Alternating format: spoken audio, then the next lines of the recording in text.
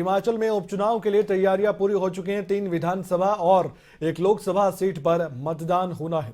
इसी को लेकर जिला प्रशासन ने तमाम तैयारियां लगभग पूरी कर ली हैं। 30 अक्टूबर को उपचुनाव के लिए वोटिंग होनी है। जुब्बल कोटखाई और रामपुर में भी 292 मतदान केंद्र बनाए गए हैं। मतदान केंद्रों पर 1753 सुरक्षा कर्मी तैनात किए गए हैं। सभी पोलिंग बूथ के लिए टीम रवाना हो गई है। तो अर्की में उपचुनाव है, जुब्बल कोटखाई में उपचुनाव है, इसके अलावा फतेहपुर में उपचुनाव है, मंडी लोकसभा सीट के लिए उपचुनाव है। लेकिन बात जुब्बल कोटखाई और रामपुर में बनाए गए मतदान केंद्रों की करें तो उनकी संख्या 292 है।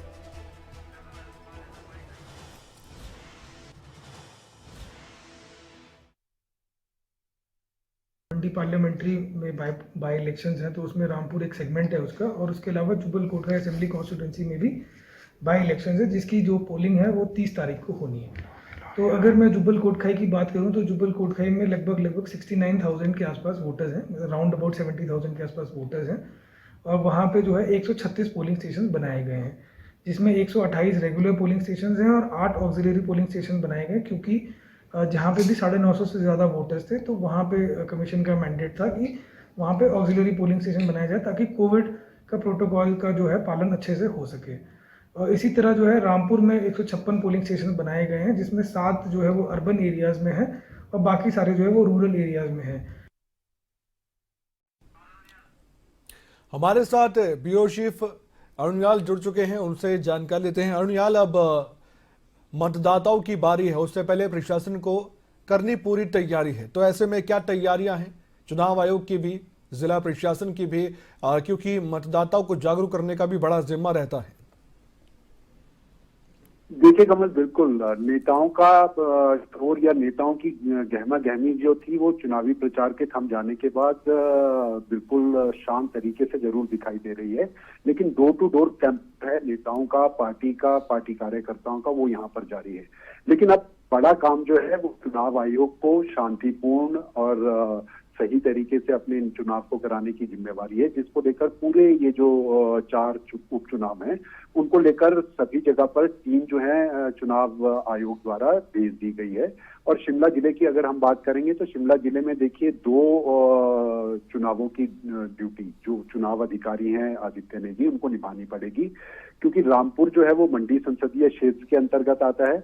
तो रामपुर के लिए भी वहां पर वोट मतदान और वहां पर ड्यूटी जो है उनको लगाने का काम, ईवीपैट मशीन पहुंचाने का काम उनको वहां करना पड़ा। जुब्बल कोटखाई दूसरा विधानसभा का उपचुनाव है, तो उसको लेकर तैयारी है। लेकिन कोरोना प्रोटोकॉल जिस तरीके से आदित्य नेगी कह रहे थे, जिस तरह से चुनाव आयोग ने खुद इस बाबत कहा है कि प्रोटोकॉल टूटे नहीं, और प्रोटोकॉल टूटे नहीं का कारण मतदान किस तरीके से किया जाएगा, ईवीएम मशीनों में क्या दस्तानों का उपयोग किया जाएगा, ये तमाम तरह की जानकारी जो है आज तमाम जिला अधिकारी, चुनाव आयोग के अधिकारी जो है वो साथी कर रहे हैं और उनकी तैयारियों में भी जुटे दिखाई दे रहे हैं।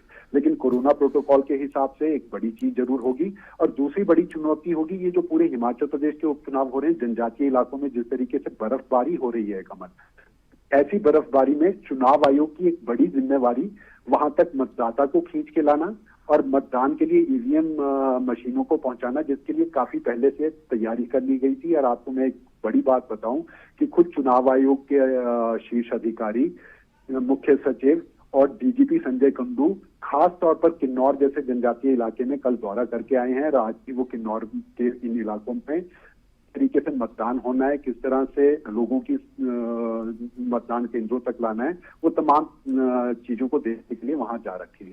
तो 2 बड़ी चुनौती, एक बर्फबारी के साथ उन इलाकों में जहां ये बर्फबारी मौसम का रुख जो है वो मतदान के लिए बाधा बन सकता है, और दूसरा कोरोना प्रोटोकॉल की, और मत पेटियों को सभी मतदान केंद्रों तक पहुंचाने की जिम्मेवारी जो है वो लगभग कर ली गई है। कमल, बहुत बहुत शुक्रिया, आपने जानकारी दी अरुणयाल।